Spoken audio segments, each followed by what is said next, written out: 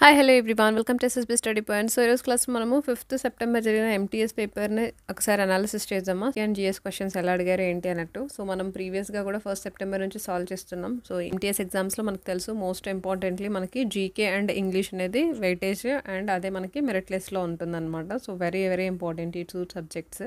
ఓకేనా, ఇప్పుడు 24 నోటిఫికేషన్ కూడా మనకి వస్తుంది. క్యాలెండర్ కూడా రిలీజ్ అయ్యాయన్నమాట. సో జీడీ ఫీజ్ ఎగ్జామ్స్ అండ్ ఎంటీఎస్ అన్ని. సో ఇంకా చెక్ చేసుకోవాలంటే ఒకసారి డిస్క్రిప్షన్ బాక్స్ లో నేను లింక్ ఇస్తాను, చెక్ చేసుకోండి మా క్యాలెండర్ కూడా. సో ఫస్ట్ క్వశ్చన్ ఇక్కడ మనం చూసుకున్నట్టయితే, what does the term interest refer to the banking? So interest, so banking అనేది కాదమ్మా, నార్మల్ గా అయినా కూడా ఫైనాన్స్ టర్మ్ లో మనకి ఇంట్రెస్ట్ అనేది మనం క్యాపిటల్ ఏదైతే మనం సేవ్ చేస్తామో దానికి అడిషనల్గా add అయ్యేదన్నమాట.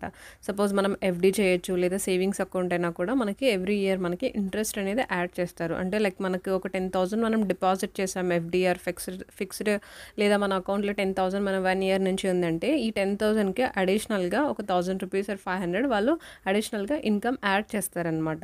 So the additional amount earned on the loan or deposit. So మన డిపాజిట్ ఆర్ లోన్ మీద మనకు అడిషనల్ ఇన్కమ్ యాడ్ అయ్యేదాన్ని మనం ఇంట్రెస్ట్ అంటాము. ఇది అందరికీ ఐడియా ఉంటుంది.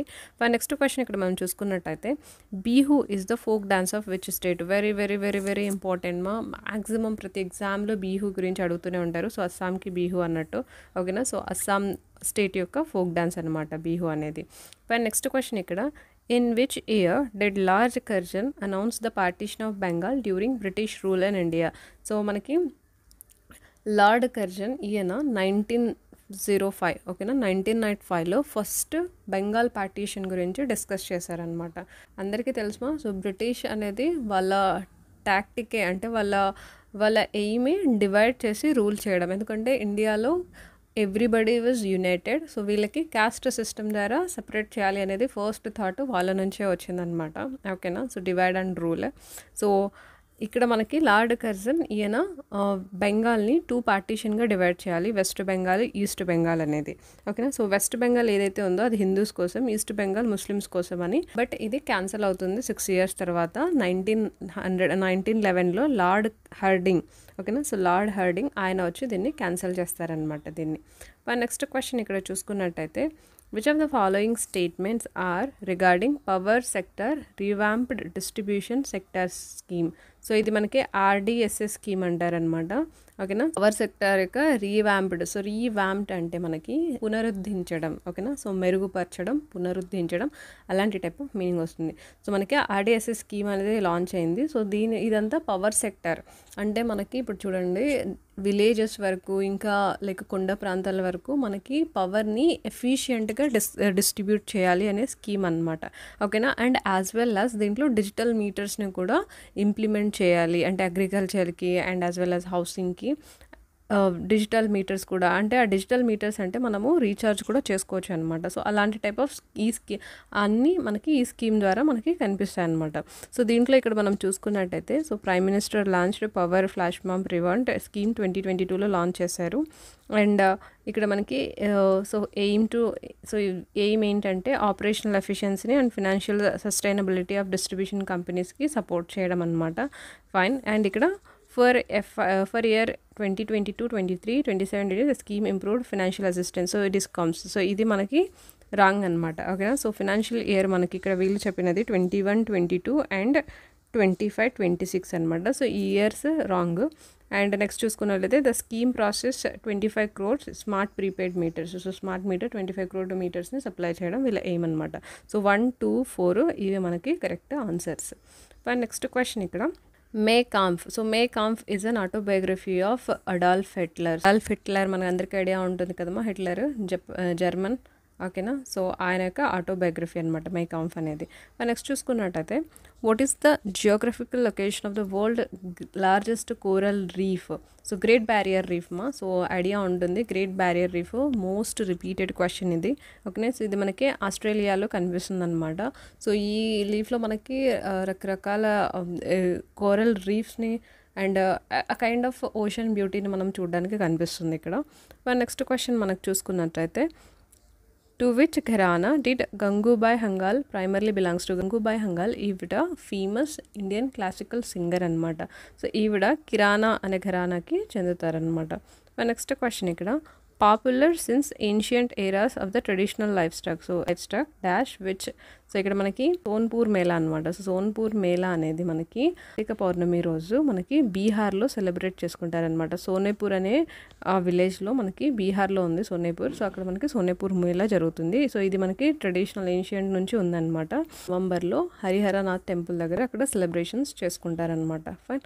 నెక్స్ట్ క్వశ్చన్ ఇక్కడ మనకి how many states were selected in Garib Kalyan Rozgar Abhiyan. So GKRS scheme 2020లో మనకి 6 స్టేట్స్ని ఇంక్లూడ్ చేశారనమాట. దీంట్లో 116 డిస్ట్రిక్ట్స్ని వీళ్ళు సెలెక్ట్ చేశారనమాట. నెక్స్ట్ క్వశ్చన్ ఇక్కడ మనకి the celebrated folk artist Gulabo Sapera. So Gulabo Sapera అంటే మనకి కల్బేలియా. అది కూడా మోస్ట్ రిపీటెడ్ క్వశ్చన్ మనకి ఎంటీఎస్ అండ్ జీడీ ఎగ్జామ్స్లో ఎక్కువ సార్లు అడిగారు. సో గుల్బానో సఫేరా ఈవిడ పద్మశ్రీ అవార్డు వచ్చింది 2016. ఈవిడ కల్బేలియా డాన్స్కి వెరీ ఫేమస్. నెక్స్ట్ క్వశ్చన్ ఇక్కడ which Indian musician was awarded Grammy award for the album of planet drum. So planet drum అనే ఆల్బమ్కి గ్రామీ అవార్డు వచ్చింది ఎవరికి అంటే మనకి జాకిర్ హుస్సేన్ గారికి అనమాట. Next question which of the following is not a part of 6 communication mail channels. So 6 communication mail channels. So మనకి mails ఓకేనా. సో ఈమెయిల్స్ మనకి ఎలా సెండ్ చేస్తారు, what are the communication channels ఓకేనా. అంటే మనకి మెట్రో ఉంది, రాజధాని ఉంది, బిజినెస్ ఉంది, బట్ మంత్లీ ఛానల్ అనేది లేదనమాట. మనకి టోటల్ 6 కమ్యూనికేషన్స్ ఉన్నాయన్నమాట మెయిల్ ఛానల్స్. నెక్స్ట్ చూసుకున్నట్టయితే which of the following is an example of non డెప్ట్ capital receipt in the government budget. Non డెప్ట్ అనేది మనకి sale of government own land. So government own అయి ఉంటుంది కదా, ఆ ల్యాండ్ని సేల్ చేయడం అది నాన్ డెప్ట్ క్యాపిటల్ కింద వస్తుందన్నమాట. Next question Visva Bharati is a famous educational institute was founded in 1921. So Visva Bharati అంటేనే మనకి రవీంద్రనాథ్ ఠాగూర్ గారు గుర్తు రావాలన్నమాట. సో ఓకేనా. సో విశ్వభారతి దీన్ని ఈ ఎడ్యుకేషనల్ ఇన్స్టిట్యూట్ని ఎస్టాబ్లిష్ చేసినదే రవీంద్రనాథ్ ఠాగూర్ గారు 1921 నుంచి.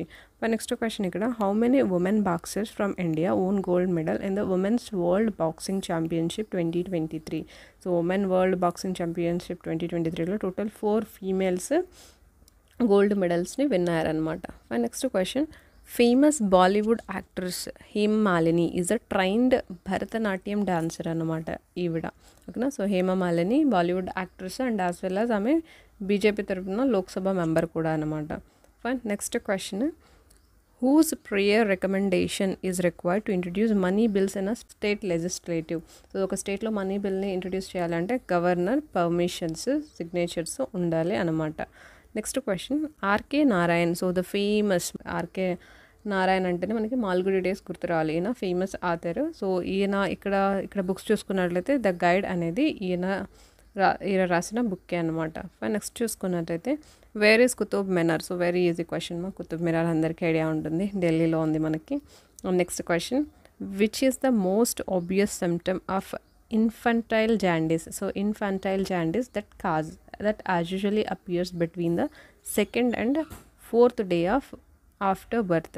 సో మనకి అంటే ఇప్పుడు కొంచెం రెడ్యూస్ అయినాయి కానీ బట్ స్టిల్ అక్కడక్కడ ఎగ్జిస్ట్ అనమాట. అండ్ అంతకుముందు అంటే ఒక 10-20 years బ్యాక్ ఎక్కువ మనకి చూసేకి కనిపించింది జాండీస్ అనేది. పిల్లలు పుట్టిన ఒక 2nd డేనో 4th డేనో అలాగే మనకి కనిపిస్తుంది అనమాట. Yellowing of the skin, whites of the ice ఓకేనా. సో ఇది సిమ్టమ్స్ కనిపించేది అనమాట. ఇది కైండ్ ఆఫ్ జాండీస్ అనమాట. పిల్లల్లో వచ్చేది ఎక్కువ అండ్ అక్కడ ఎక్కువ చనిపోయే వాళ్ళు కూడా చిన్నపిల్లలు బై బర్త్లోనే. నెక్స్ట్ క్వశ్చన్ ఇక్కడ చూసుకున్నట్టయితే the units of linear momentum are measured. So units మనకి ఎస్ఐ యూనిట్స్ ఉంటాయి, ఎస్ఐసిఐ యూనిట్స్ ఉంటాయి కదమ్మా. సో ఇక్కడ మనకి లీనియర్ మొమెంటమ్ యూనిట్స్ అడుగుతున్నారు, కిలోగ్రామ్స్ మీటర్ పర్ సెకండ్.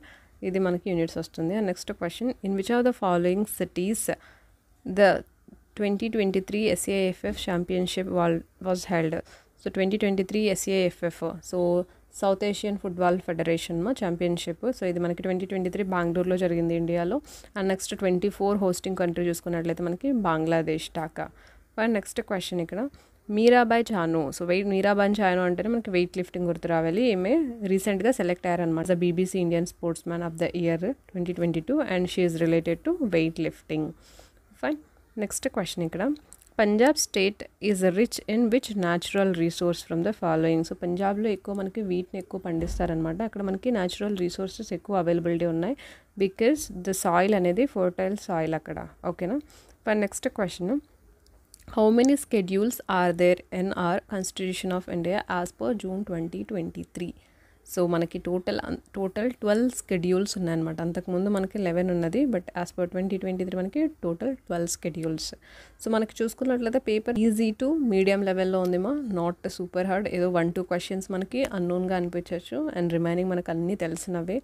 ఏ పేపర్ చూసుకున్నా కూడా ఎంటీఎస్ మనకి 10th లెవెల్ కాబట్టి ఆ కైండ్ ఆఫ్ మనకి మిక్స్డ్ కనిపిస్తాయి అనమాట. ఈజీగా ఉంటాయి కొన్ని క్వశ్చన్స్ మనం ఫస్ట్ టైం చూస్తూ ఉంటాం, కొన్ని మనకి మోడరేట్గా అనిపిస్తాయి.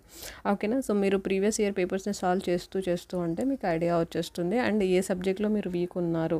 ఓకేనా? సపోజ్ మీరు స్పోర్ట్స్ సెషన్లో ఉన్నారా, లేదా మీరు ప్లాంట్స్కి సంబంధించి లేదా జియోగ్రఫీకి సంబంధించి ఏ సబ్జెక్ట్లో మీరు వీక్ ఉన్నారనేది తెలుస్తుంది. సో దట్ అది మీరు మీరు ప్రాక్టీస్ చేయొచ్చు అనమాట. ఓకేనా? సో ఐ హోప్ మీకు ఇది హెల్ప్ అయింది అనుకుంటున్నాను. వచ్చేసింది. Thank you so much. Take care. By.